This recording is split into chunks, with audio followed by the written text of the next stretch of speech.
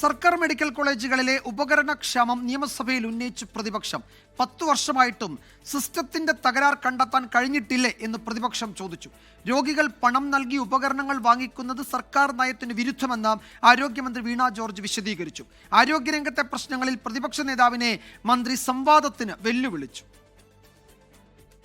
ചോദ്യോത്തരവേളയിൽ ആരോഗ്യവകുപ്പിലെ വീഴ്ചകൾ ഉന്നയിച്ചായിരുന്നു പ്രതിപക്ഷ വിമർശനം.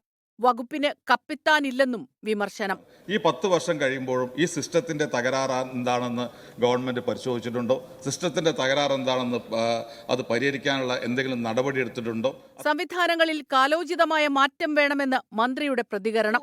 സർക്കാർ സംവിധാനത്തിൽ സ്വകാര്യ മേഖല പോലെ നമുക്കൊരു എക്യുപ്മെന്റ് പ്രൊക്യൂർ ചെയ്യാൻ കഴിയില്ല സാർ.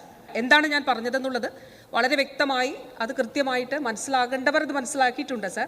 ശസ്ത്രക്രിയയ്ക്ക് പോകേണ്ടവർ പഞ്ഞി വരെ വാങ്ങിക്കൊണ്ടുവരേണ്ട ഗതികേടെന്ന് പ്രതിപക്ഷ നേതാവ് വി.ഡി. സതീശൻ കുറ്റപ്പെടുത്തി. ആലപ്പുഴ മെഡിക്കൽ കോളേജിൽ സർജറിക്ക് പോയപ്പോൾ മേടിക്കേണ്ട പഞ്ഞി വരെ വാങ്ങിച്ചുകൊണ്ടാണ് സർജറിക്ക് പോകേണ്ട സ്ഥിതി ഉണ്ടായത്. തിരുവനന്തപുരം മെഡിക്കൽ കോളേജിലെ ന്യൂറോളജി വിഭാഗത്തിൽ ചികിത്സയ്ക്ക് വന്ന ചില രോഗികൾ പുറത്തുനിന്ന് ഉപകരണങ്ങൾ വാങ്ങി നൽകിയതായി അന്വേഷണ റിപ്പോർട്ടിലുണ്ടെന്ന് ആരോഗ്യമന്ത്രി സമ്മതിച്ചു.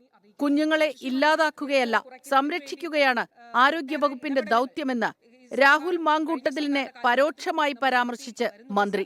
സാർ, കുഞ്ഞുങ്ങളെ ഇല്ലാതെയാക്കുകയല്ല സാർ, കുഞ്ഞുങ്ങളെ സംരക്ഷിക്കുകയാണ് സാർ ചെയ്യുന്നത്. കുഞ്ഞുങ്ങളെ ചേർത്ത് പിടിക്കുകയാണ് ചെയ്യുന്നത്.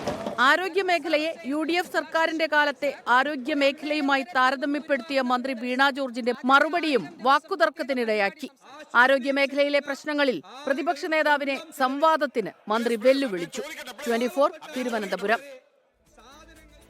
ലോകത്തെവിടെയായാലും ഏത് സമയത്തും 24 വാർത്തകളും ഓഗ്മെന്റഡ് റിയാലിറ്റി പാക്കേജുകളും എക്സ്പ്ലെയിനറുകളും വിശദമായി കാണാൻ ഞങ്ങളുടെ YouTube ചാനൽ നിങ്ങൾക്ക് സബ്സ്ക്രൈബ് ചെയ്യാം.